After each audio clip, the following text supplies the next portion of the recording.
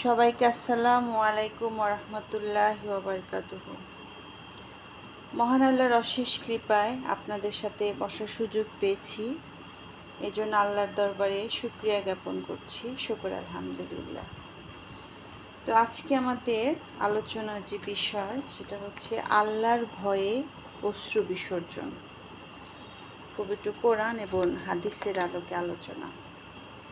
তো শুরু করছি।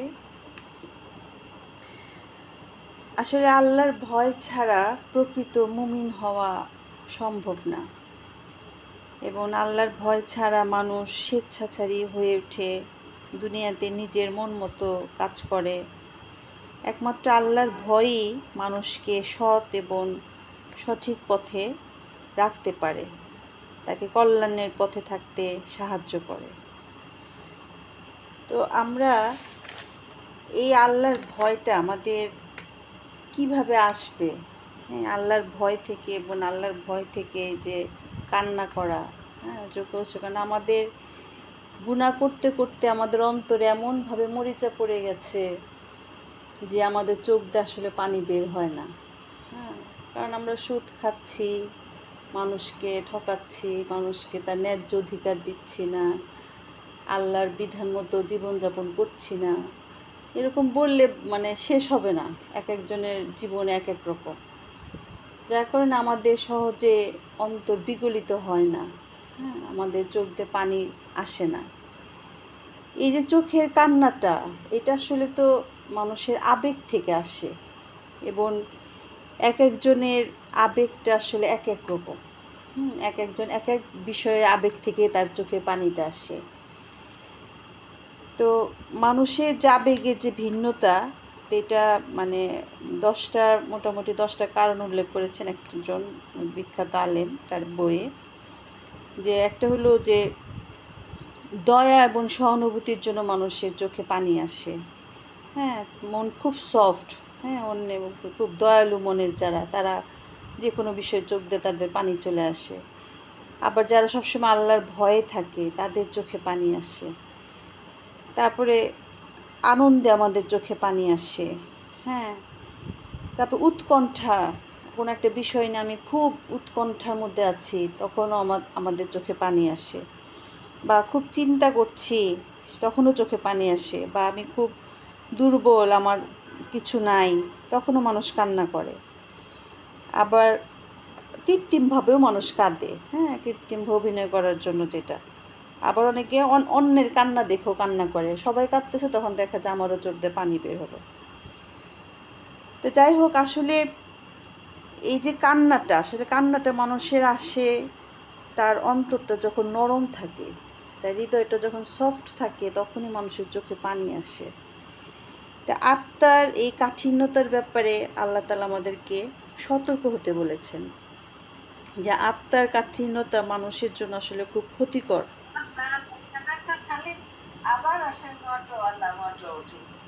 আত্মার কাঠিন্যতা মানুষকে জাহান্নামে নিক্ষেপ করতে পারে, এবং আত্মার কাঠিন্যতা ব্যক্তির কিন্তু সৎ পথে সন্ধান পায় না, এবং হেদায়েত থেকে কিন্তু বঞ্চিত হয়। তাই আত্মার কাঠিন্যতার ব্যাপারে আমাদেরকে সতর্ক হতে হবে। এবং মহান আল্লাহ তাআলা বলেছেন যে যাদের আত্মা কঠিন তাদের বেশিরভাগই উদ্ধত এবং অবাধ্য, তারা ঈমান আনা থেকে নিজেকে বিরত রাখে এবং অধ্যত্ত আচরণ করে। হ্যাঁ, যাদের আত্মাটা খুব কঠিন হয়ে গেছে, কোনো কিছুতে তাদের মন নরম হয় না, বিগলিত হয় না, খুব রূঢ় স্বভাবের।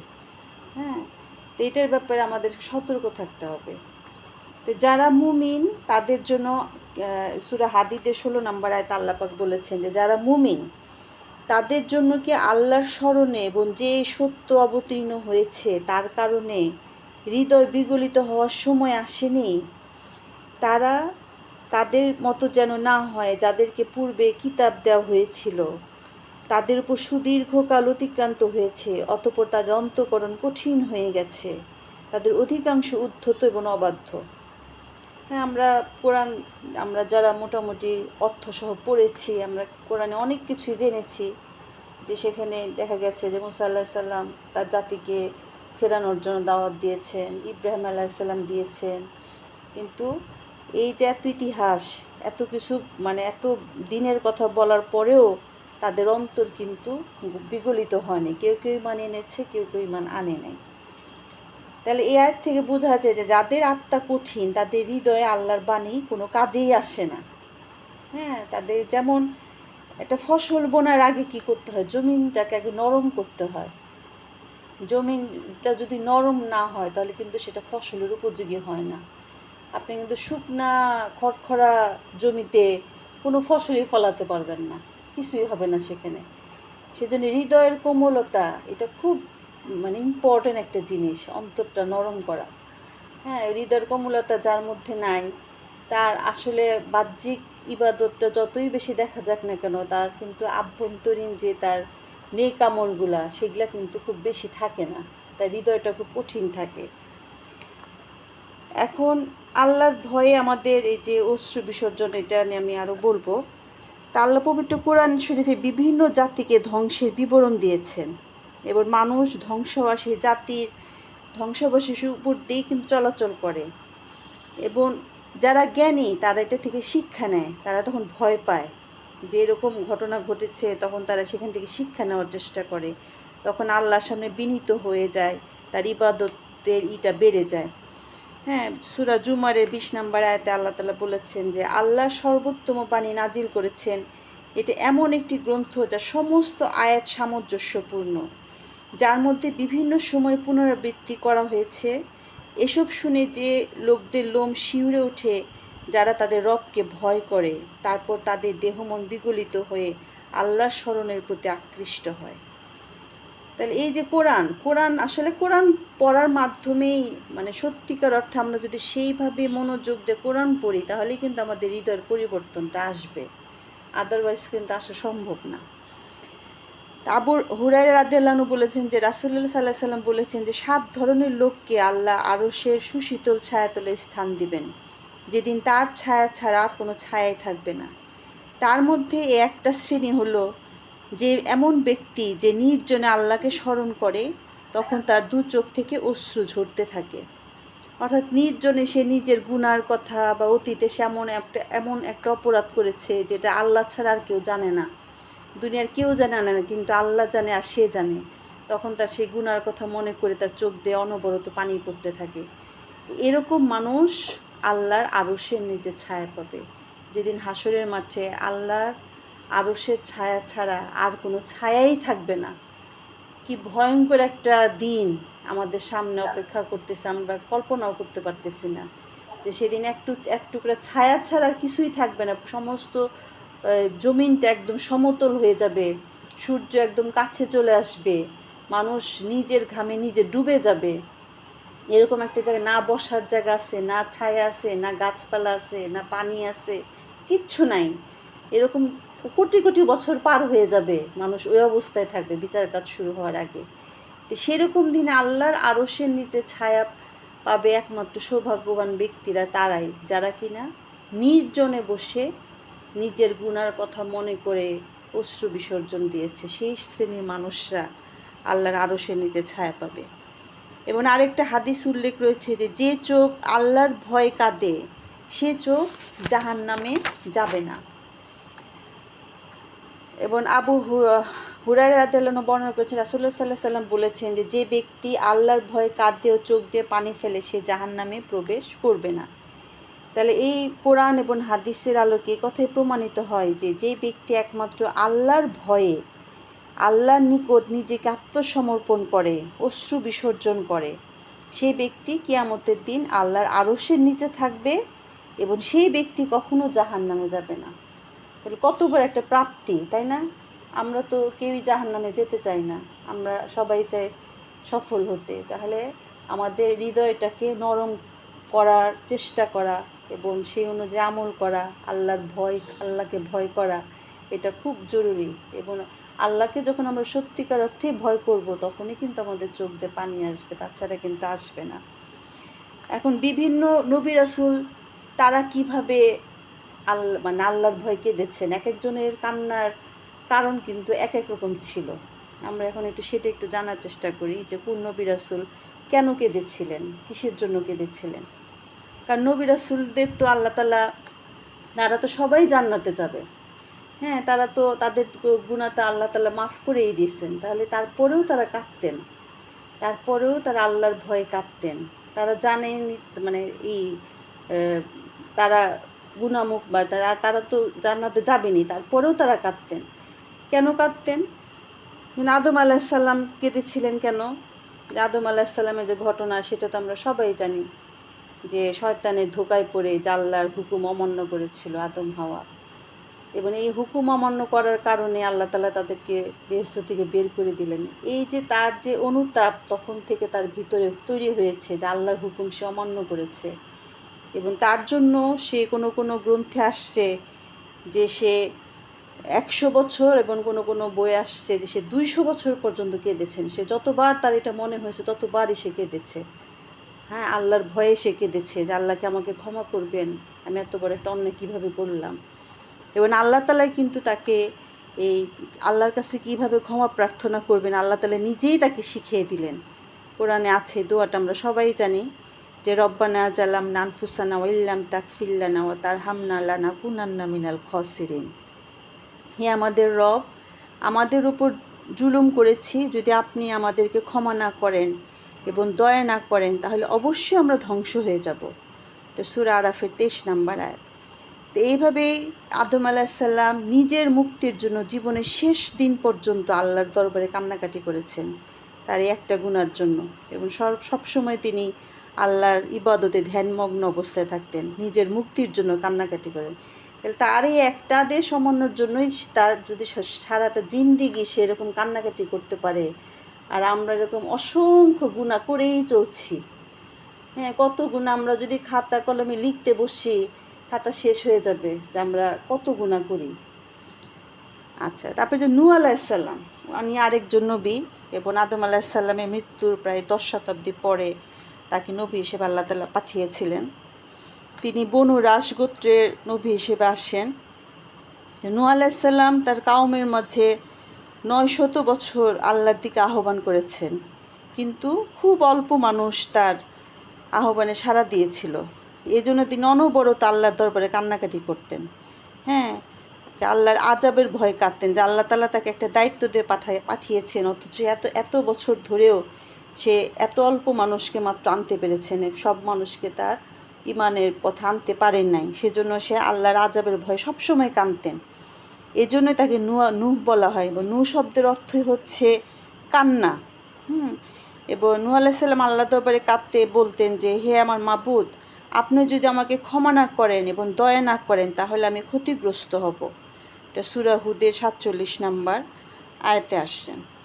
তাহলে নূহ আলাইহিস সালাম আল্লাহর আযাবের ভয়ে অশ্রু বিসর্জন দিতেন।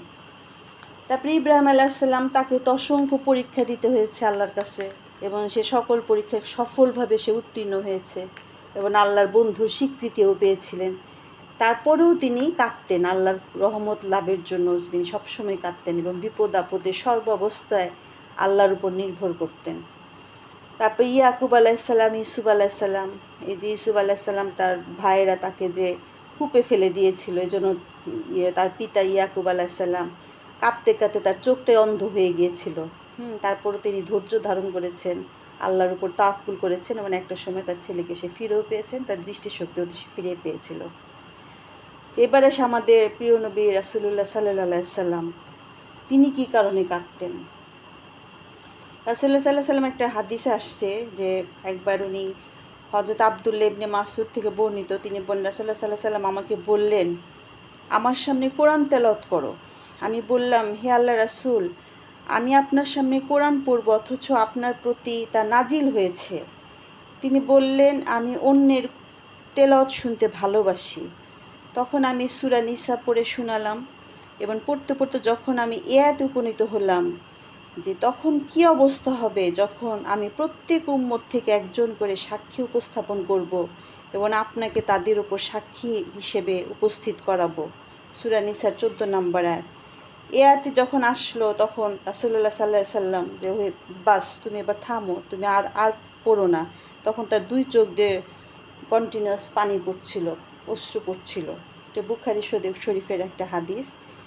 অর্থাৎ উনি ভয় পেয়ে গেছেন যে আল্লাহর কাছে উনি কি ঠিক মতো জবাবদিহি করতে পারবেন, উনি ওনার দায়িত্ব পালন করতে পেরেছেন কি না।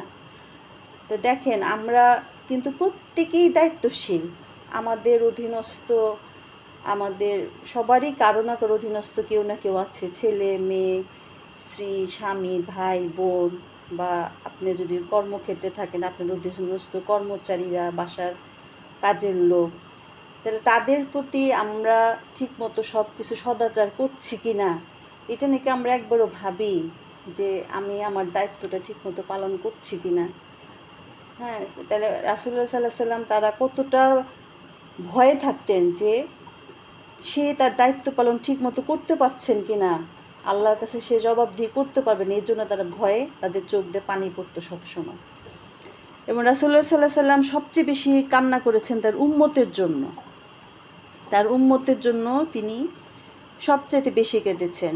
এবং কোরআনে আল্লাহ তাআলা বলেছেন যে সূরা আল ইমরানের 159 নম্বর আয়াতে যে আল্লাহর রহমতে আপনি তাদের জন্য কোমল হৃদয় হয়েছেন। যদি আপনি কঠিন হৃদয় হতেন তাহলে তারা আপনার কাছ থেকে দূরে সরে যেত। তথা তার মনটা খুব কোমল ছিল এবং তিনি সবসময় উম্মতের চিন্তায় অস্থির থাকতেন। হ্যাঁ, ইয়া উম্মতি ইয়া উম্মতি, তিনি সবসময় কান্নাকাটি করতেন উম্মতের জন্য। কারণ অতীতে বহু নবীর উম্মতরা বিভিন্ন আযাবের শিকার হয়েছে। অনাবৃষ্টি হয়েছে, নূহ আলাইহিস সালামের কওমকে পানিতে ডুবিয়ে মারা হয়েছে, লূত আলাইহিস সালামের কওমকে ভূমি উল্টিয়ে দেওয়া হয়েছে। এরকম আল্লাহ তাআলা সরাসরি আযাব চলে আসতো যখন তারা অবাধ্য হয়ে যেত। ফেরাউনকে সাগরে ডুবিয়ে মারা হলো।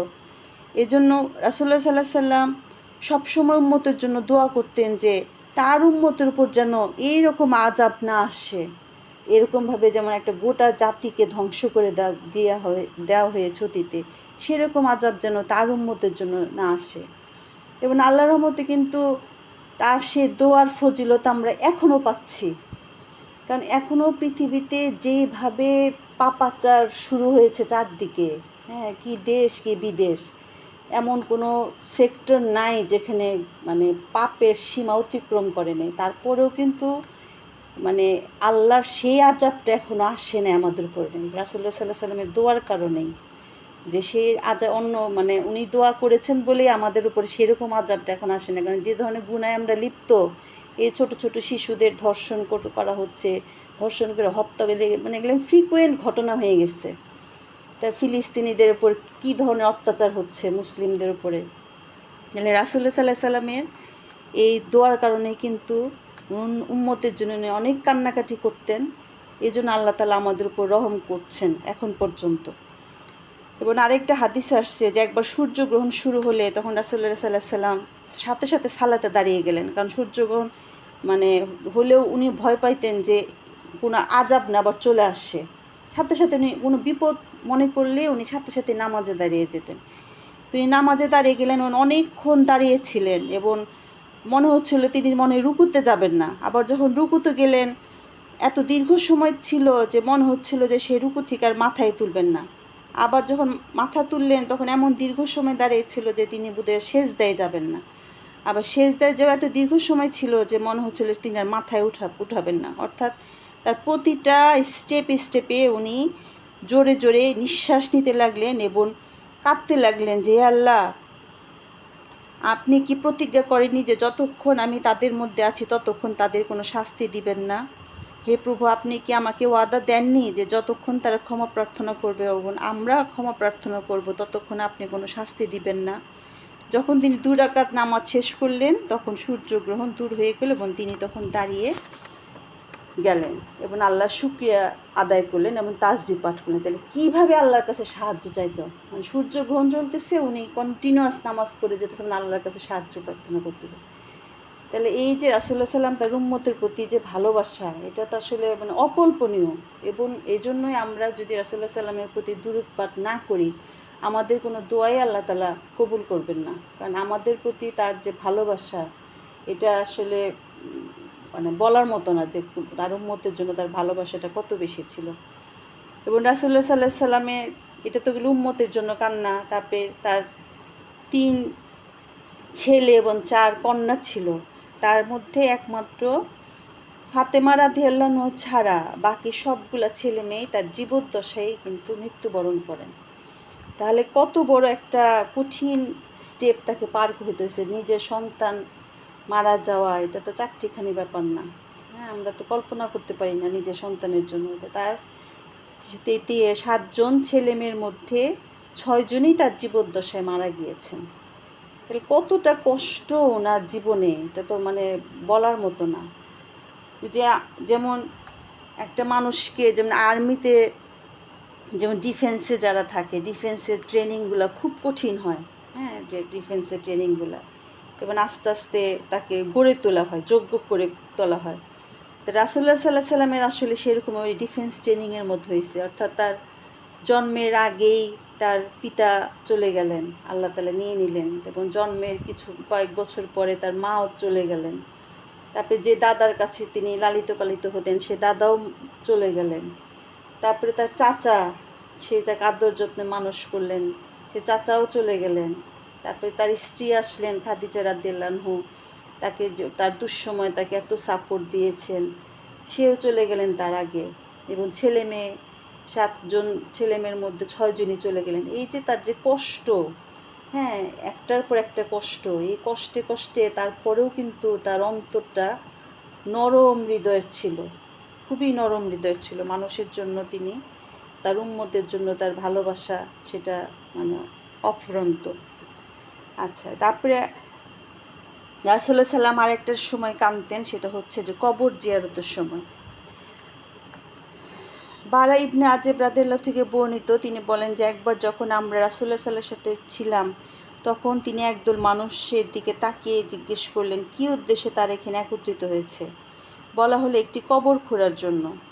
এরপর রাসূলুল্লাহ সাল্লাল্লাহু আলাইহি ওয়াসাল্লাম বিস্মিত এবং আতঙ্কিত অবস্থায় তার সাহাবায়ে কেরামের সামনে কবরে চলে গেলেন এবং হাঁটু গেড়ে বসে পড়লেন তিনি কি করছেন তা দেখার জন্য। আমি তার দিকে তাকিয়ে থাকলাম। তার চোখের জলে মাটি ভিজে না যাওয়া পর্যন্ত তিনি কাঁদতে লাগলেন। তারপর তিনি আমাদের দিকে তাকালেন এবং বললেন, হে আমার ভাইরা, এমন একটি দিনের জন্য প্রস্তুত হও। যে বুখারী শরীফের হাদিস। অর্থাৎ কবর দেখলেও তার চোখ দিয়ে পানি আসতো, কারণ ওই কবরের বাসিন্দা আমরাও কিন্তু হতে যাচ্ছি। আমরা কবর জিয়ারতে যাই, মানে এমন একটা অনুভূতি যে সে আসছে কবরে, আমি বোধহয় কোনো দিন যাবো না। যার কবর জিয়ারত করতে যাচ্ছে তার জন্য দোয়া করে আবার আমি নর্মাল স্বাভাবিকভাবে চলে আসি। কিন্তু আমাদের হৃদয়ের মধ্যে কিন্তু ওই ফিলিংসটা আসে না যে এই মাটির নিচে আমি যাব, একদিন আমি এটার নিচে যাব। তো রাসূলুল্লাহ সাল্লাল্লাহু আলাইহি ওয়াসাল্লাম এটার কথা স্মরণ করেও কাঁদতেন যে সে কবরের জীবনটা কেমন হবে। এবং সাহাবীদের জন্য রাসূলুল্লাহ সাল্লাল্লাহু আলাইহি ওয়াসাল্লাম কাঁদতেন। সাহাবীরা যখন মারা যেতেন সেই মুহূর্তে উনি তার সাহাবীদের কপালে চুমু দিতেন এবং তাদের জন্য কান্না করতেন।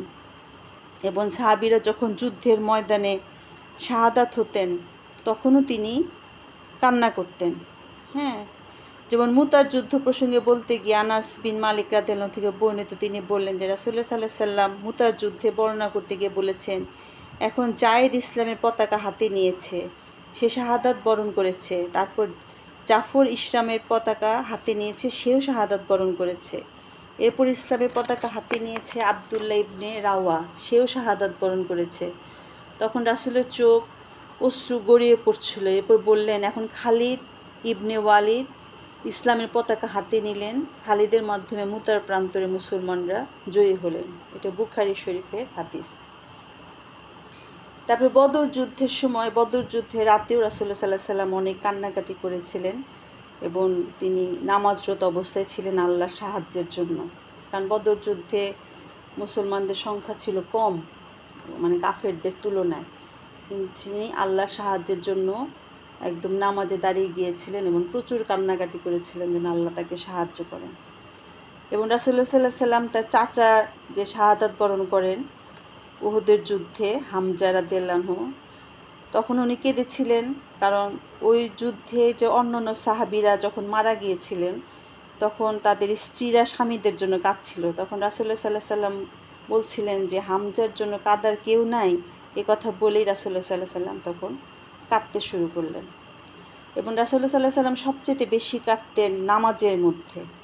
হ্যাঁ, নামাজে তিনি একাগ্রভাবে দাঁড়িয়ে যেতেন এবং উনি যখন তেলাওয়াত করতেন, তেলাওয়াত করতে করতে ওনার দুই চোখ বেয়ে পানি পড়তো, উনি একাকার হয়ে যেতেন। নামাজে উনি সবচেয়ে বেশি কান্না করতেন। এবং আবু বকরের কথা যেটা বলবো, আবু বকর কান্নাকাটি করতেন যখন রাসূলুল্লাহ সাল্লাল্লাহু আলাইহি সাল্লাম তার জীবনের শেষ ভাষণে রাসূলুল্লাহ সাল্লাল্লাহু আলাইহি সাল্লামের শেষ ভাষণ যখন শুনলো আবু বকর, তখন আবু বকর বুঝতে পেরেছিলেন যে রাসূলুল্লাহ সাল্লাল্লাহু আলাইহি সাল্লাম আর বেশি দিন বাঁচবেন না, উনি চলে যাবেন। এই কথা মনে করে উনি সবসময় কাঁদতেন, রাসূলুল্লাহ সাল্লাল্লাহু আলাইহি সাল্লাম চলে যাবেন এটা ভেবে উনি সবসময় কাঁদতেন। তারপরে ওমর রাদিয়াল্লাহু আনহুর ব্যাপারে বলা হয়েছে যে তিনি এমনভাবে নামাজ পড়তেন যে তার নামাজের মসজিদের শেষ কাতার থেকেও তার কান্নার আওয়াজ শোনা যেত। অর্থাৎ উনি তেলাওয়াতের মধ্যে সবসময় কান্না করতেন। হ্যাঁ, এবং ওমর রাদিয়াল্লাহু আনহু খুব কোমল হৃদয় ছিলেন। একটা হাদিস আসছে যে একবার তিনি রাসূলুল্লাহ সাল্লাল্লাহু আলাইহি সাল্লামের ঘরে প্রবেশ করে রাসূলুল্লাহ সাল্লামের অবস্থা দেখে কান্না থামাতে পারেননি। এই ঘটনা বর্ণনা করতে গিয়ে তিনি বলেন, আমি একদিন রাসূলুল্লাহ সাল্লাল্লাহু আলাইহি সাল্লামের ঘরে প্রবেশ করলাম, রাসূলুল্লাহ সাল্লাল্লাহু আলাইহি সাল্লাম মাদুরের উপরে পেলাম, তার শরীরে তখন এক টুকরো কাপড় ছাড়া কিছুই ছিল না, এবং মাদুরে শোয়ার কারণে এত শরীরের দাগগুলো স্পষ্ট দেখা যাচ্ছিল। তো রুমের মধ্যে এক ছা পরিমাণ গম, একটি রান্নার পাত্র ছাড়া কিছুই দেখতে পেলাম না। পাত্রটির পাশে ঝুলে রয়েছে, তা দেখে আমার কান্না শুরু হলো। অর্থাৎ রাসূলুল্লাহ সাল্লাল্লাহু আলাইহি সাল্লামের যে খুব সাধারণ জীবন ছিল এটা দেখেও ওমর রাদিয়াল্লাহু আনহু কাঁদতেন।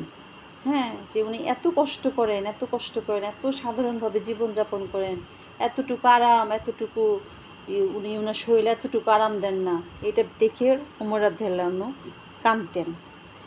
এবং উসমান রাদিয়াল্লাহু আনহুর ব্যাপারে এসেছে যে তিনি কান্না করতেন ওই যে রাসূলুল্লাহ সাল্লামের মতো, মানে যখন কবরের পাশে যেতেন তখন উনি কেঁদে দিতেন। হ্যাঁ, এবং এটা হাদিসে আসছে যে ওসমান ইবনে আফফান কোনো কবরের পাশে দাঁড়াতেন, তার দাড়ি ভিজে না যাওয়া পর্যন্ত তিনি কাঁদতেন। একবার থেকে প্রশ্ন করা হয়েছিল, আপনি জান্নাত ও জাহান্নামের আলোচনা শুনেছেন কিন্তু কাঁদেননি, অথচ এখনও কাঁদলেন কেন? তখন তিনি উত্তরে বলে, নিশ্চয়ই আল্লাহ রাসূল সাল্লাল্লাহু আলাইহি সাল্লাম বলেছেন, কবর হলো পরকালীন জীবনের প্রথম ধাপ। যদি কেউ এখানে রক্ষা পায় তাহলে পরবর্তী ধাপগুলো সহজ হবে, আর যদি কেউ এখানে রক্ষা না পায় তবে তার পরবর্তী পর্যায়গুলো হবে আরও ভয়াবহ। রাসূলুল্লাহ সাল্লাল্লাহু আলাইহি ওয়াসাল্লাম আরও বলেন, আমি কবরের চেয়ে অধিক আযাবের জায়গা আর দেখি নাই। তিরমিজি ইবনে মাজার হাদিস। তাহলে এই যে কবর দেখে, কারণ মানুষের পরকালীন জীবনে যে প্রথম স্টেপ সেটাই তো কবর, এবং সেখানেই মৃত্যুর সাথে সাথেই কিন্তু একটা মানুষ পেয়ে যায় যে সে আসলে কোন দিকে যাচ্ছে, সে জান্নাতে যাচ্ছে না জাহান্নামে যাচ্ছে।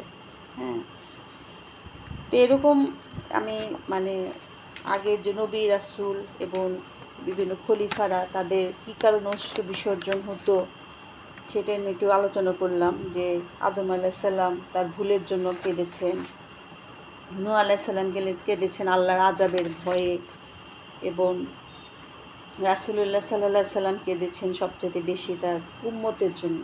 হ্যাঁ, উম্মতের জন্য তার অশ্রু বিসর্জন বেশি হয়েছে, এবং নামাজে উনি সবচাইতে বেশি কান্না করেছেন। তো এটা হলো আমি নবী রাসূলদের কথা বললাম, তারা কিভাবে আল্লাহর ভয়ে কান্নাকাটি করতেন। এবং আরেকজনের কথা বলবো যে আনাস রাদিয়াল্লাহু থেকে বর্ণিত, তিনি বলেন যে সালমান ফার্সি রাদিয়াল্লাহু অসুস্থতায় ভুগছিলেন, তখন সাদ রাদিয়াল্লাহু তাকে দেখতে এলেন, তাকে দেখে সালমান ফার্সি কাঁদতে লাগলেন, এবং সাদ বললেন, রাসূলুল্লাহ সাল্লাল্লাহু আলাইহি সাল্লাম আপনার উপর সন্তুষ্ট ছিলেন, আপনি কেন কাঁদছেন? তখন তিনি বললেন, আল্লাহর শপথ, আমি মৃত্যুর ভয়ে অথবা দুনিয়ায় বেঁচে থাকার লোভে কাঁদছি না, রাসূলুল্লাহ সাল্লাল্লাহু আলাইহি সাল্লাম আমাকে একটি উপদেশ দিয়েছেন, তা স্মরণ হওয়ায় কাঁদছি। সে উপদেশটি হচ্ছে, একজন যাত্রীর যতটুকু সম্পদ দুনিয়াতে থাকা দরকার ততটুকু সম্পদ থাকা উচিত, অর্থাৎ আমার সম্পদ এর চেয়ে বেশি, তাই কাঁদছি। সাবিত রাদিয়াল্লাহু বলেন, আমি শুনেছি যে তিনি তার মৃত্যুর পর সম্পত্তি হিসেবে শুধু 20 দিরহাম রেখে গিয়েছিলেন। চিন্তা করেন, আর আমরা তো কত সম্পদ নিয়ে বসে আছি না, আমাদের তো কোনো চিন্তাই নেই। আমরা চাই যে আমাদের ভবিষ্যৎ প্রজন্মের জন্য সব থাকবে, এটা রেখে যাব, কত কিছু, কত টেনশন আমাদের পরবর্তী প্রজন্মের জন্য, অথচ তারা এই সম্পদ বেশি রেখে যাচ্ছে এটার জন্য ভয়ে তারা কাঁদতেন।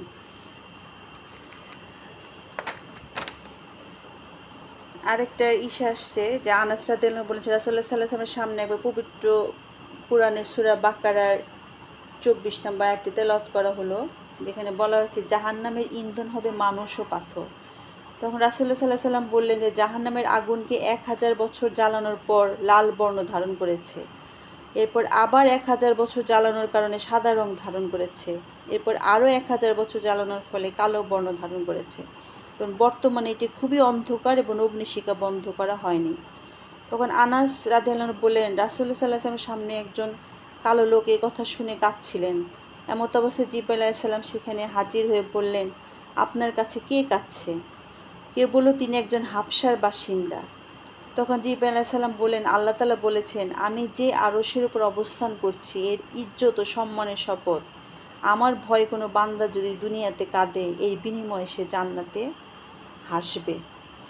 অর্থাৎ জাহান্নামের আযাবের বিবরণী শুনে রাসূলুল্লাহ সাল্লাল্লাহু আলাইহি ওয়াসাল্লামের মুখে যে হাবশার একজন নাগরিক এতটাই ভয় পেয়েছেন যে উনি অনর্গল কাঁদতেছিলেন, তখন জিবরাইল আলাইহিস সালাম তাকে এই সুসংবাদ দেন যে আল্লাহর ভয়ে যে এভাবে কাঁদবে তাকে আল্লাহ তাআলা জান্নাতে হাসাবেন।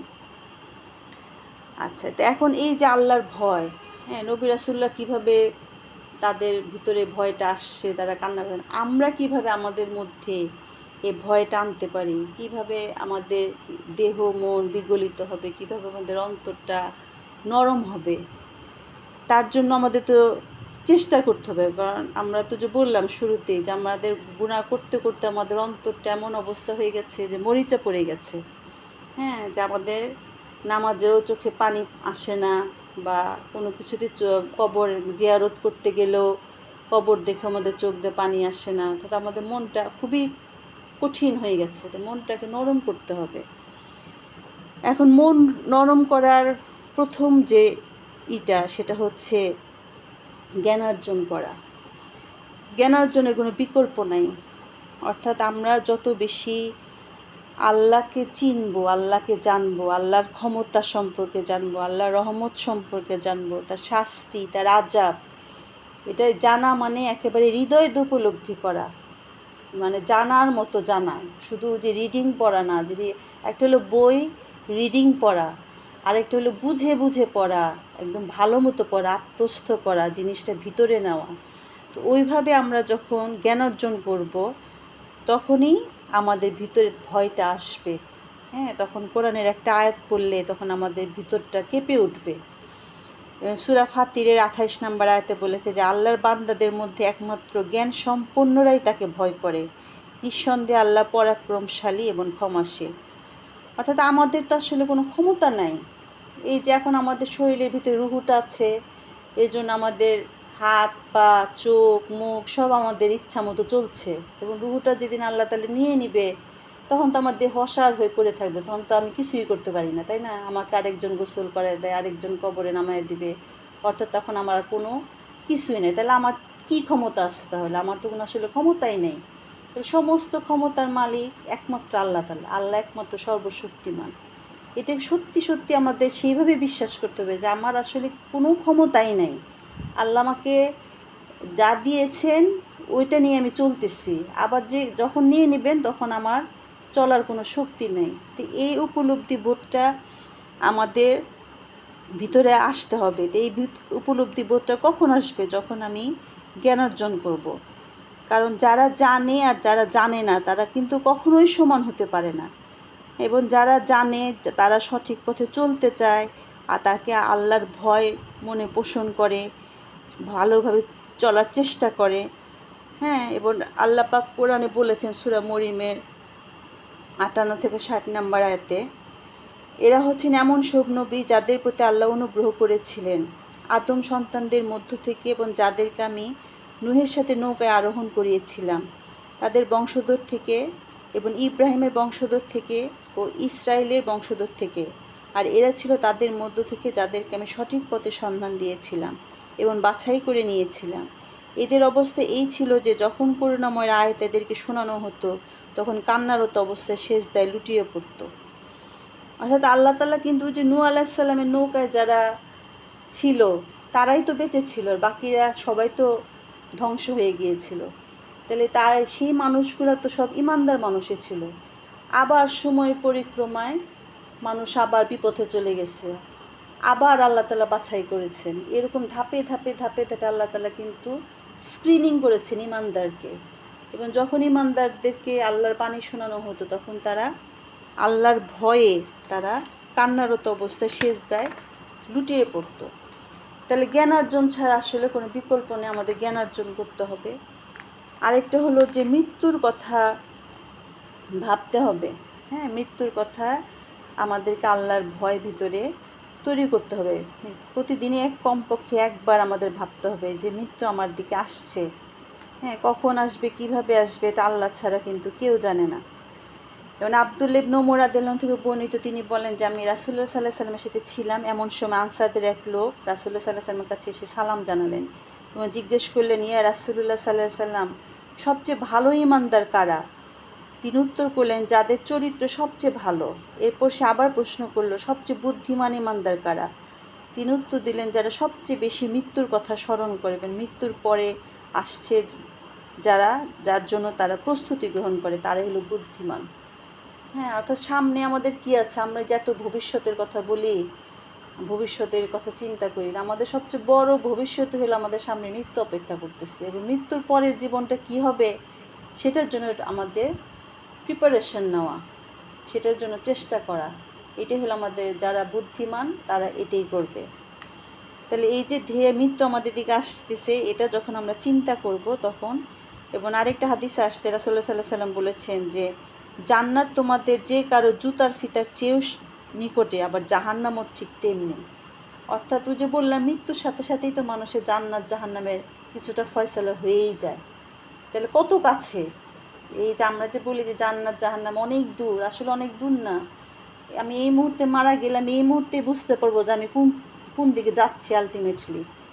হ্যাঁ, আল্লাহ তাআলা আমাকে জানিয়ে দিবেন, আমার মৃত্যুর সাথে সাথে কিন্তু আমি বুঝে ফেলবো যে আমার ডেস্টিনেশন কোন দিকে হতে যাচ্ছে আসলে। তাহলে যে নিজের মৃত্যুর কথা ভাবতে হবে এবং পরকালের চিন্তা করতে হবে, তাই না? মৃত্যুর কথা ভাবলেই তখন মানুষের ভিতরে পরকালের চিন্তাটা চলে আসবে। এবং রাসূলুল্লাহ সাল্লাল্লাহু আলাইহি সাল্লামকে বলতেছেন, যে ব্যক্তি দুনিয়াকে তার জীবনের লক্ষ্য হিসেবে গ্রহণ করে, আল্লাহ তার দায়িত্ব থেকে পৃথক থাকেন। তিনি ব্যক্তিটির চোখের সামনে দারিদ্র্যকে তুলে ধরেন, আর প্রকৃতপক্ষে আল্লাহ যা তকদিরে লিখে রেখেছেন তাছাড়া ওই ব্যক্তির জন্য কিছুই আসবে না। আর যে ব্যক্তি পরকালকে তার জীবনের লক্ষ্য হিসেবে গ্রহণ করেছে, আল্লাহ ওই ব্যক্তির দায়িত্ব নিজেই গ্রহণ করে, তাকে অন্তরে সমৃদ্ধি দান করেন, আর পৃথিবী তার কাছে ছুটে আসে আকুল হয়ে। ইবনে মাজার হাদিস। অর্থাৎ ওই যে বললাম, নিয়ত, জীবনের অবজেক্টিভ যদি থাকে দুনিয়া, তখন আল্লাহ তাআলা আর আমার দায়িত্ব নেবেন না। কারণ আর আমার তকদিরে যা আছে, আল্লাহ তাআলা আমাকে সমগ্র জীবনে যতটুকু দিবেন এটা নির্ধারণ করা, এর 1 ইঞ্চিও আমি বেশি পাবো না। কাজেই মাঝখান থেকে কী হলো, আমি আল্লাহর জিম্মায় গেলাম না, দুনিয়ার পিছনে ছুটলাম, সারাদিনই কষ্ট করলাম, আমার নানান সমস্যা সামনে আসলো, অনেক কিছু আসলো। হ্যাঁ, আলটিমেটলি যে আমি খুব গেইনার হবো তা কিন্তু না। কিন্তু যে আখিরাত তার জীবনের আসল উদ্দেশ্য বানাবে, এখানে আখিরাতকে আসল উদ্দেশ্য করা মানে এই না যে আমি সব কিছু ছেড়ে দিয়ে বসে বসে খালি তসবিহ জপবো, সেটা না। অর্থাৎ আমি আল্লাহ নির্ধারিত পথে বা আল্লাহর দেখানো পথে থেকেই আমি দুনিয়া করব, আল্লাহ ঠিক যেভাবে আমাকে করতে বলেছেন। কেন ইসলামে তো এমন কিছু নাই যে আল্লাহ তাআলা বলেন নাই কোরআন এবং হাদিসে। আমার সকালে ঘুম থেকে শুরু করে ওঠা থেকে শুরু করে ঘুমাতে যাওয়ার আগ পর্যন্ত আমার সারাদিনের কার্যক্রম কী হবে সবই আল্লাহ তাআলা বলে দিয়েছেন। তাহলে আমি যখন আমার জীবনের উদ্দেশ্যটাকে ঠিক করব যে আল্লাহর সন্তুষ্টি, পরকালের জবাবদিহিতা, এটা যখন আমার মেইন উদ্দেশ্য হবে, তখন আল্লাহ তাআলা দুনিয়ার জীবনটা আমাকে সহজ করে দিবেন। দুনিয়া তখন আমার পিছনে ছুটতে থাকবে, আমাকে দুনিয়ার পিছনে ছুটতে হবে না। তাহলে এটা হলো আমার জাস্ট নিয়তের ব্যাপার। আমি আমার নিয়তটাকে যেভাবে ঠিক করব সেভাবেই কিন্তু আমার। তাহলে এই যে পরকালের চিন্তা যখন মানুষের ভিতরে আসবে, তখন মানুষের ভিতরে আল্লাহর ভয় আসবে এবং তখনই তার চোখে পানি আসবে আল্লাহর ভয়ে। তারপরে যে বললাম যে কবর জিয়ারত করা, হ্যাঁ, কবর জিয়ারত করে নিজের মৃত্যুর কথা চিন্তা করা। আর সবচেয়ে বেশি আসবে যেটা, সেটা হচ্ছে কোরআন পড়া। একমাত্র কোরআন নিয়ে গবেষণা করা, প্রতিটা আয়াত নিয়ে চিন্তা ভাবনা করা। কোরআনে আল্লাহ তাআলা বারবার কিন্তু বলছেন যে নিশ্চয়ই নিদর্শন রয়েছে চিন্তাশীল ব্যক্তিদের জন্য। এবং সূরা মুহাম্মদের 24 নম্বর আয়াতে বলেছেন, তারা কি কুরআন নিয়ে চিন্তা ভাবনা করেননি, নাকি তাদের অন্তর তালাবদ্ধ করে রাখা হয়েছে? অর্থাৎ আমি শুধু যদি চোখ দিয়ে দেখি, লাইনটা পড়ি, অথচ অন্তরের ভিতরে কিছুই প্রবেশ করালাম না, তো ওই পড়ার তো আসলে কোনো মানে নাই। যে বললাম, পড়তে হবে, বুঝে শুনে পড়তে হবে। এবং আমি যখন বুঝে শুনে পড়বো, তখনই কিন্তু আমার ভিতরে একটা আলোড়ন সৃষ্টি হবে, আল্লাহর ভয় হৃদয় কেঁপে উঠবে, আমার ঈমান বৃদ্ধি পাবে। এগুলো এই সমস্ত কথাই কিন্তু কোরআনে আছে। যে সূরা আনফালের 2 থেকে 3 নম্বর আয়াতে বলেছেন আল্লাহ তাআলা যে প্রকৃত ঈমানদার তো তারাই যাদের দিল খোদার স্মরণে কেঁপে ওঠে। আল্লাহর আয়াত যখন তাদের সামনে তেলাওয়াত করা হয়, তখন তাদের ঈমান বৃদ্ধি পায়, তাদের রবের ওপর আস্থা নির্ভরতা রাখে, নামাজ কায়েম করে, যা কিছু আমি তাদেরকে দিয়েছি তা থেকে খরচ করে। আচ্ছা, তারপরে আরেকটা যেটা, সেটা হচ্ছে বেশি বেশি ক্ষমা চাওয়া, অর্থাৎ নিজের কাজকে পর্যালোচনা করা। সূরা হাশরের 18 নম্বর আয়াতে আসছে, হে ঈমানদারগণ, তোমরা আল্লাহকে ভয় করো, প্রত্যেক ব্যক্তির উচিত আগামীকালের জন্য সে কি প্রেরণ করে রেখেছে তা চিন্তা করা। আমি কি রেখে যাচ্ছি দুনিয়াতে, সেটা আমাকে চিন্তা করতে হবে। হ্যাঁ, সবসময় আল্লাহর কাছে নিজের গুনার জন্য ইস্তেগফার করা। যেমন হাদিসে আসছে যে যারা বিশ্বাসী তারা পাপকে পাহাড়ের মতো দেখে, অর্থাৎ যাদের আল্লাহকে ভয় করে, যারা বিশ্বাসী তারা পাপকে মনে করে একটা পাহাড়, এবং সেই জন্য তারা কান্নারত থাকে, ভীত হয়। আর অবিশ্বাসীরা পাপকে নাকের ডগার সামনে উড়ে যাওয়া মাছি মনে করে, অর্থাৎ তাদের কাছে এগুলো কিছুই না। ওর একটু ঠকাইছে, এটা কোনো ব্যাপার না, ঠিক হয়ে যাবে। বা একটু গুনাহ করছে, এটা কোনো ব্যাপার না, ঠিক হয়ে যাবে। অর্থাৎ তারা পাপ তাদের কাছে কিছুই না। কিন্তু যারা বিশ্বাসী, যারা ঈমানদার, তাদের ছোট্ট একটা গুনাহকে মনে করে যে একটা বিশাল বড় পাহাড়, এটার জন্য সে কীভাবে আল্লাহর সামনে দাঁড়াবে, তারা ভয় পায়। ওই যে অনেকটা সেরকম যে ভালো স্টুডেন্টরা সিনসিয়ার থাকে, তাদের যেন একটা মার্কসও কাটা না যায়। আর খারাপ স্টুডেন্ট তারা হলো কোনো রকম পাশ করতে পারলে খুশি। আমাদের ব্যাপারটা অনেকটা সেরকম হয়ে গেছে। আরেকটা হলো যে নিজের কাজের হিসাব নিজে নেওয়া। আমি প্রত্যেক দিন যদি ঘুমাতে যাওয়ার আগে আমার সারাদিনের কাজের পর্যালোচনা করি, যে আমি আজকে সারাদিন কী করলাম, কতটুকু ভালো কাজ করছি, বা আমার আজকের দিনটা কি গতকালের থেকে একটু ইমপ্রুভ হয়েছে, গতকালের আমি আর আজকের আমির মধ্যে কি একটু কোনো পার্থক্য হয়েছে, তা আমরা সেইভাবে যদি চিন্তা করি, সেটাও আমার কিন্তু আল্লাহর ভয়টা বাড়াবে। সূরা বনী ইসরায়েলের 14 নম্বর আয়াতে আসছে যে পাঠ করো তুমি তোমার আমলনামা, আজ তোমার হিসাব গ্রহণের জন্য তুমিই যথেষ্ট। হ্যাঁ, কাজে এটা আমাদের করতে হবে, নিজেকে অ্যাসেস করা। আমরা কি করে অন্যের অ্যাসেসমেন্ট নিয়ে ব্যস্ত থাকি, অন্যেরা কি করলো না করলো, ও মুখে তো নামাজ পড়ে আবার দেখে ওই কাজ করে। আচ্ছা, তারটা সে করুক, কারণ তার কবরে সে যাবে, আমার কবরে আমি যাব, তাকে না আমার চিন্তা করার কি আছে। আবার মাঝখানে একটা দেখলাম যে একটা ওই যে একটা হিজাবি মেয়ে আর কি, ওই যে ড্রামস বাজায়, তারই না দেখি যে অনেক তোলপাড়। তো তোলপাড় হওয়ার কি আছে, ওর আমল ওর কাছে, আমার আমল আমার কাছে। হ্যাঁ, আমি আরেকজনের গুণা নিয়ে কেন এত উদ্গ্রীব থাকবো? আমি নিজে কতগুলো গুণা করতেছি সেটার আমার কোনো চিন্তা নেই, আমি অন্যের গুণার জন্য খুব অস্থির হয়েছি। অর্থাৎ নিজেকে কন্টিনিউয়াস অ্যাসেসমেন্ট করলে কিন্তু মানুষের ভয়, আল্লাহর ভয়টা বাড়বে। আরেকটা যেটা, সেটা মনোযোগের সাথে নামাজ আদায় করা। হ্যাঁ, এটা খুবই কঠিন কাজ, আমি নিজে এখন আয়ত্ত করতে পারিনি, যে খুব মনোযোগ দিয়ে নামাজ পড়া। এটা যারা করতে পেরেছে তারা সাকসেসফুল আসলে।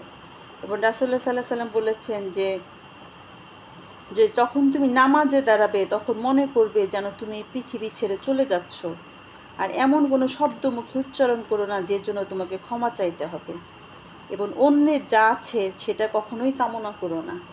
হ্যাঁ, ও আল্লাহ মানে তার এত বেশি আছে, আমার এত কম কেন, এই যেগুলো না আফসোস না করা। কারণ দুনিয়াটা তো ক্ষণস্থায়ী, এখানে পেলেই বা কী লাভ, বেশি পেলেও কী লাভ, বা কম পেলেই বা এমন কী ক্ষতি। হ্যাঁ, কাজে আল্লাহ আমাকে যতটুকু দিয়েছেন আমি যেন তার উপর সন্তুষ্ট থাকতে পারি, আল্লাহর শুকরিয়া যেন করতে পারি, এবং নামাজের ব্যাপারে আমরা একটু মনোযোগী হওয়ার চেষ্টা করব। আর একটা আল্লাহর ভয় সৃষ্টি করে, সেটা সবচেয়ে বেশি ম্যাজিকের মতো কাজ করে, সেটা হলো তাহাজ্জুদের নামাজ। তাহাজ্জুদের নামাজটা আমরা যদি আয়ত্ত করতে পারি, দেখেন এখন কিন্তু রাত জেগে ঠিকই যারা বিশ্বকাপ ফুটবল দেখতেছে, হ্যাঁ, রাত জেগে জেগে ফুটবল খেলা দেখতেছে, কিন্তু তারাই এই মানুষগুলোই কিন্তু ওই ফজরের ওয়াক্তে উঠে কিন্তু নামাজ পড়ে না। কাজে আমরা চাইলে পারি, ইচ্ছা করে করি না। হ্যাঁ, আমরা সেজন্য আমাদের চেষ্টা করতে হবে। আরেকটা যেটা, সেটা হচ্ছে আল্লাহর যে কোরআনে বিভিন্ন জায়গায় আল্লাহ তাআলা কিন্তু মানুষকে অনেক সাবধান করে দিয়েছেন। যেমন সূরা মুলকে 16 নম্বর আয়াত আল্লাহ তাআলা বলেছেন যে, যিনি আসমানে আছেন তিনি তোমাদের মাটির মধ্যে ধসিয়ে দেবেন এবং অকস্মাৎ ভূপৃষ্ঠ জোরে ঝাঁকুনি খেতে থাকবে। এই ব্যাপারে কি তোমরা নির্ভয় হয়ে গিয়েছো? এবং পরের আয়াতেই বলেছেন যে, যিনি আসমানে আছেন তিনি তোমাদের উপর পাথর বর্ষণকারী হাওয়া পাঠাবেন। এই ব্যাপারেও কি তোমরা নির্ভয় হয়ে গিয়েছো? অর্থাৎ আল্লাহ তাআলা এরকম কোরআনে অসংখ্য জায়গায় সাবধান বানিয়ে দিয়েছে যে আমরা মনে করি যে আমরা চলতেছি ফিরতেছি, কোনো সমস্যা নাই, অথচ আমরা কিন্তু শূন্যের উপর ভেসে আসছি, তাই না? এই পৃথিবীটা কি তীব্র গতিতে ছুটে চলতেছে এই মহাবিশ্বে। তাহলে আল্লাহ তাআলা যে কোনো মুহূর্তে যদি সিস্টেমটা একটু কিছুক্ষণ সময়ের জন্য যদি বন্ধ করে দেন, তাহলে কিন্তু মানে এলোমেলো হয়ে যাবে সব কিছু। তাহলে আমরা এতটা নিশ্চিন্ত থাকি কিভাবে? আল্লাহ তো যে কোনো মুহূর্তে আমাদের উপর আমরা যেভাবে গুনাহ করি তার আযাব পাঠিয়ে দিতে পারেন। তা আমরা এতটা নিশ্চিন্ত কিভাবে থাকি? এই যে ভূমিকম্প যখন হয় তখন সবার কেমন ছুটাছুটি শুরু হয়ে যায়, কীভাবে যান বাঁচাবো, হ্যাঁ, দৌড়াদৌড়ি ছুটাছুটি শুরু হয়ে যায়। তাহলে এই যে আল্লাহ যে হুঁশিয়ারি বার্তা, এগুলা মনে করা, যেমন লূত আলাইহিসসালামের জাতিকে আল্লাহ তাআলা কীভাবে ধ্বংস করে দিয়েছেন, নূহ আলাইহিসসালামের জাতিকে কীভাবে ধ্বংস করে দিয়েছেন। তা আমরা যেন নিশ্চিন্ত হয়ে না থাকি যে ও আমি তো ভালো আছি, আমি মনে সবসময় ভালো থাকবো, বা অমুকে বাসায় একজন ওইভাবে মারা গেল, আমার তো কিছু হয়নি। এই যে অন্যের একটা দুঃখ কষ্ট, এটাকে নিজের আমরা মনে করি না, ওর হয়েছে আমার কিছু হবে না, এরকম একটা ভাব নিয়ে আমরা বসে থাকি। তো এটা ভাবা যাবে না, আজকে তার বিপদ হয়েছে, কালকে আমার বিপদ হইতেও পারে, এটা মনে করতে হবে। এটা করলে আল্লাহর ভয় মানুষের ভিতরে আসবে। আরেকটা যেটা, সেটা হচ্ছে যে দুর্বল অসহায় মানুষের পাশে দাঁড়ানো, যে বৃদ্ধ, বিধবা, এতিম, হ্যাঁ, তাদেরকে ভালোবাসা, হ্যাঁ, সেবামূলক কাজে যদি আমরা নিজেকে করি, তখন মনে হবে যে আল্লাহ, তার থেকে তো আমি অনেক ভালো আছি, আল্লাহ তাআলা তো আমাকে অনেক দিয়েছেন। তখন আপনার ভিতরে শুকরিয়াটা আসবে, আল্লাহর ভয় আসবে, সে তো অনেক কষ্টে আছে। মানে এতিমের প্রতি দয়া দেখানো, এটা তো রাসূলুল্লাহ সাল্লাল্লাহু আলাইহি ওয়াসাল্লামের নির্দেশে আছে যে তোমরা এতিমের প্রতি সহানুভূতিশীল হও। তারপরে যে আরেকটা আছে, সেটা হচ্ছে যে আমল কবুল হচ্ছে না এই ভয় পাওয়া। হ্যাঁ, যে জাফর ইবনে বুরকান রাদিয়াল্লাহু থেকে বর্ণিত, তিনি বলেন যে আমি জেনেছি যে সালমান ফার্সি রাদিয়াল্লাহু আনহু প্রায় বলতেন যে 3টি জিনিস আমাকে কাঁদায় আর 3টি জিনিস আমাকে হাসায়। আমি সেই লোককে দেখে হাসি যে দুনিয়ার জীবনের প্রতি আশাবাদী, যদিও মৃত্যু তাকে পিছু ডাকছে। এরপর সেই লোককে দেখে হাসি যে তার প্রভুর প্রতি অকৃতজ্ঞ, যদিও সে তার প্রভু কর্তৃক অবহেলিত নয়। এরপর সেই লোককে দেখে হাসি যে ব্যক্তি উচ্চ স্বরে হাসাহাসি করে, অথচ সে জানে না সে কি তার প্রভুকে তার কর্মকাণ্ড দ্বারা সন্তুষ্টি করতে পেরেছে নাকি অসন্তুষ্টি করছে। আর 3টি বিষয় আমাকে কাঁদায়, সেটা হলো প্রিয় নবী রাসূলুল্লাহ সাল্লাল্লাহু আলাইহি ওয়াসাল্লাম ও তার সাহাবায়েদের সঙ্গ থেকে বিচ্ছিন্ন হওয়া। দ্বিতীয়ত, হঠাৎ মৃত্যু যন্ত্রণায় আক্রান্তের ভীতি। 3 নাম্বার, আল্লাহ রাব্বুল আলামিনের সামনে দণ্ডায়মান হবার ভয়, যেখানে আমি জানি না আমি কি জাহান্নামে যাব নাকি জান্নাতে যাব। তাহলে দেখেন তাদের চিন্তা ভাবনাটা কীরকম ছিল। রাসূলুল্লাহ সাল্লাল্লাহু আলাইহি ওয়াসাল্লাম কিন্তু যে হঠাৎ মৃত্যু অপমৃত্যু থেকে রক্ষা পাওয়ার জন্য আল্লাহর কাছে সবসময় দোয়া করতেন। এবং আরেকটা হাদিস আসছে যে একবার আয়েশা রাদিয়াল্লাহু আনহা রাসূলুল্লাহ সাল্লাল্লাহু আলাইহি ওয়াসাল্লামকে একটা আয়াত সম্পর্কে জিজ্ঞাসা করেছিলেন। আয়াতটা হলো সূরা মুমিনিনের 60 নম্বর আয়াত, ছোট একটা আয়াত। আর তারা যা দান করে তা ভীতকম্পিত হৃদয়ে দান করে। তখন আয়েশা রাদিয়াল্লাহু আনহা জিজ্ঞেস করলেন যে এরা কি সেই লোক যারা অবৈধ যৌন সম্পর্ক করে, চুরি করে, মাদক গ্রহণ করে? তখন আল্লাহ সাল্লাল্লাহু আলাইহি ওয়াসাল্লাম উত্তরে বললেন যে না হে আবু বকরের কন্যা, তারা হলো সেই লোক যারা রোজা রাখে, দান সদকা করে, নামাজ আদায় করে, এই ভয়ে যে তাদের আমল কবুল নাও হতে পারে। এটা তিরমিজি শরীফের হাদিস। অর্থাৎ তারা এত ভালো কাজ করতেছে, তারপরেও তারা ভয়ে থাকতো, তাদের হৃদয় কম্পিত হতো যদি আমার আমল কবুল না হয়, যদি কবুল না হয়। তা আয়সা রাদিয়াল্লাহু আনহা অবাক হয়ে গেছিল। আয়সা রাদিয়াল্লাহু আনহা মনে করছিল এরা নিশ্চয়ই সেই সমস্ত মানুষ যারা জেনা করতেছে, ব্যভিচার করতেছে বা চুরি করতেছে, তারা মনে ভয় পায় বা তাদের হৃদয় মনে কম্পিত হয়। তারা তো পরকাল নিয়ে চিন্তাই করে না, তাদের হৃদয় কম্পিত কী হবে? যারা চিন্তা করে তাদেরই অন্তরটা ভয়ে হয়, আল্লাহর ভয়ে। তো যাই হোক, এই মোটামুটি আমি বললাম, অনেক লম্বা আলোচনা করে ফেললাম যে আল্লাহর ভয় একমাত্র আমাদেরকে সঠিক পথ নির্দেশ দিতে পারে। তা আমরা চেষ্টা করব বেশি বেশি কোরআন পড়া, এবং যে কথাগুলো বললাম আমি একটি পয়েন্টস আকারে আরেকবার বলতেছি, যেসব জিনিস আমাদেরকে আল্লাহর ভয় সৃষ্টি করবে সেটা হলো জ্ঞান অর্জন করা, বেশি বেশি কোরআন পড়া, মৃত্যুর কথা চিন্তা করা, পরকালের কথা চিন্তা করা, কবর জিয়ারত করা এবং নিজের কথা ভাবা, তারপরে আত্মসমালোচনা করা, নিজেকে অ্যাসেসমেন্ট করা, বেশি বেশি ক্ষমা চাওয়া, আল্লাহর কাছে ক্ষমা চাওয়া, হ্যাঁ, তারপরে মনোযোগের সাথে নামাজ পড়া, তাহাজ্জুদের নামাজ পড়া, এবং আল্লাহর যে সতর্ক বার্তা, কোরআনে যে আল্লাহ তাআলা যে বিভিন্ন সতর্ক বার্তা দিয়েছেন সে বার্তাগুলো নিয়ে চিন্তা করা, তারপর স্বেচ্ছাসেবামূলক কাজে নিজেকে নিয়োগ করা, এতিমের প্রতি সহানুভূতি হওয়া, এবং আমার আমল কবুল হচ্ছে কি না এটা না ভয় পাওয়া। তো মোটামুটি আমরা যদি এভাবে চেষ্টা করি তাহলে আশা করি আল্লাহ তাআলা আমাদের অন্তরে আল্লাহর ভয় আরও বেশি করে জাগ্রত হবে, এবং আমাদের আমলগুলো আশা করা যায় আল্লাহ তাআলা কবুল করে নেবেন, সুন্দর হবেন। তা আল্লাহ তাআলা আমাদেরকে কবুল করুন। সুবহানা রাব্বিল ইজ্জাতি আম্মা ইয়াসিফুন ওয়া সালামুন আলাল মুরসালিন ওয়ালহামদুলিল্লাহি রাব্বিল আলামিন। সবাইকে আসসালামু আলাইকুম ওয়া রাহমাতুল্লাহি ওয়া বারাকাতুহু।